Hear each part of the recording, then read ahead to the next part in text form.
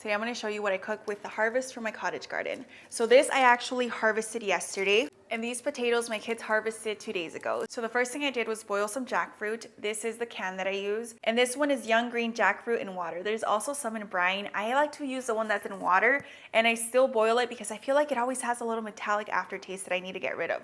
So after boiling for about 30 minutes, this is what I'm left with. It changes color and becomes a little bit more translucent. I've already rinsed it, but I'm also gonna go ahead and squeeze it. After I squeeze all the liquid out, I start tearing it up with my fingers to make it sort of shredded. It doesn't have to be perfect. I don't want it to be super fine, but I also don't want super huge chunks in there. Let me know if you guys can guess what this dish was inspired by before the end of the video.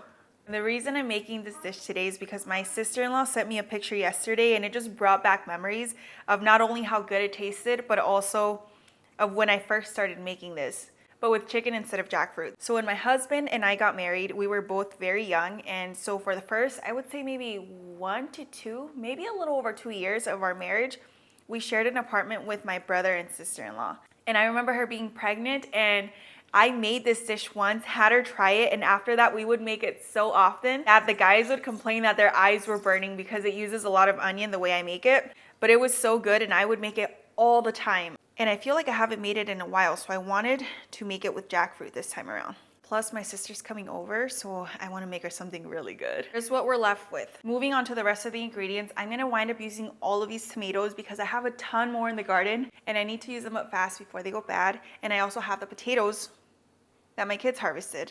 But before I get to those, I'm going to start slicing up some onion.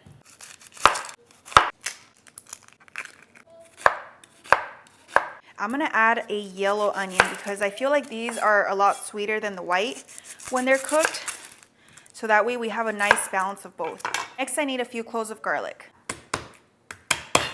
So into my blender, I'm gonna add my garlic, a sliver of onion, and then all of my tomatoes. So the reason I'm using cherry tomatoes is not just because this is what I have in the garden right now, but also because they're so ripe that they have this really nice balance between acidic and sweetness, and they're really sweet. So I think it's gonna balance out with the other ingredients, which are gonna be a lot more spicy. And I use quite a bit of tomatoes in this dish. Quite a bit of tomatoes. But at this point, I'm gonna set it aside because I'm actually missing one more ingredient that my sister's bringing over. In the meantime, what I'm gonna do instead is work on the potatoes. Look how pretty they look. I love harvesting things from the garden, but honestly, it makes me even happier to see my kids harvesting things from the garden.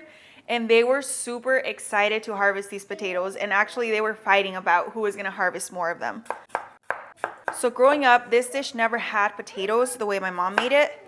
I mean, it didn't have jackfruit either, but the reason I'm adding potatoes in here is because I want it to be more filling, and I feel like on its own, without potatoes and just the jackfruit, it can feel like there's not a lot of like meat to it. Not meat.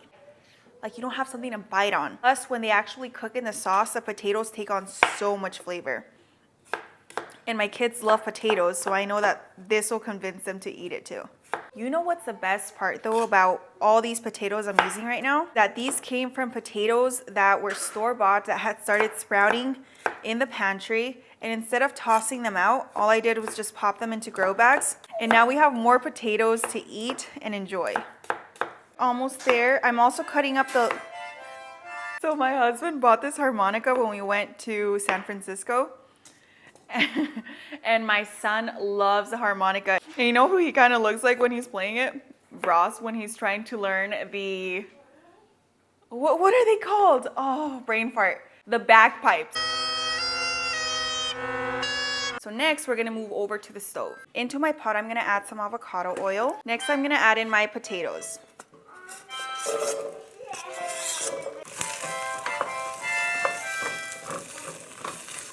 After a few minutes, I'm gonna add in my jackfruit.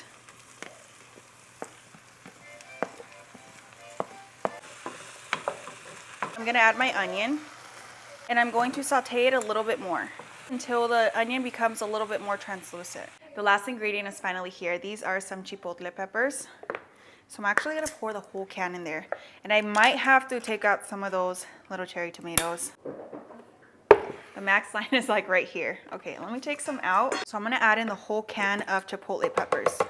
Into my blender, I'm also gonna add a little bit of MSG. along with some salt. I'm also gonna add in a little bit of Better Than Bouillon vegetable seasoning. Last but not least, I'm gonna fill up most of my blender up with water. Here's what we're left with, and it smells really good. So now we need to add the salsa to the olla.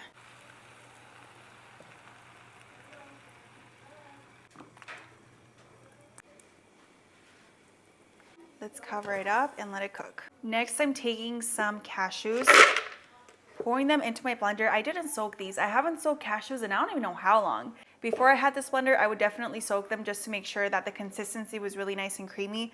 But now I am able to skip an extra step. And into the blender, I'm also going to add 2 cloves of garlic. I'm also going to add a little bit of salt, black pepper, and some lemon juice. Oh, I got the seeds in there. Oops. No. I always forget, and then it takes me ages to fish them out. And then I'm gonna blend it up. So I'm gonna taste it. It's good. I would say a little bit more lemon. So next I'm gonna pour it into my bowl. Look how creamy that is. Now I'm gonna try and scrape every single last little drop out, because cashews are so expensive. And I also make sure to scrape the lid, because just wait, look how much comes off of this, you guys. That's a whole serving right there.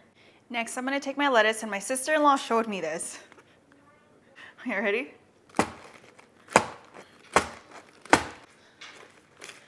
And you should be able to just take this out. Into my little food processor, I have some raw almonds. And to it, I'm gonna add some nutritional yeast, garlic powder, and salt. And here's what I'm left with. Oh, that smells delicious. Then I'm gonna add some lettuce, some of that cashew sour cream, some almond parmesan, and a little bit of aguacate. And this is what we wind up with. Buen provecho. Oh my God. It's so good.